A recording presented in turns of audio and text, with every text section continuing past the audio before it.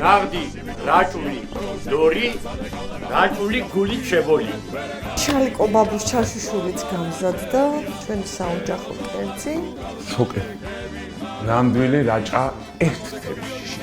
ზოგადად რაჭული მთავარი ღირსება არის ლობიო და ლობიანი. ეს კი ჩვენი რაჭული სენდვიჩი, რაჭული გულით და სულით გამზადებული. პიცუკას ვაკეთებთ შხმერულის ბაზაზე. ხალი კერძი დაიბადა. ის გემოები, რაც რაჭას ახასიათებს, აქ არის თავმოყრილი. ვიწყებთ რაჭული ღორის ნეკნების დაჩეჩვას, ჩავშუშეთ რაჭულ კვანჭგარაში. ჯვარკი. მაგარი ბიჭი. რაჭა ჩემთვის 64-ია დედამიწაზე, ჩემთვის არის სიცოცხლის წყარო.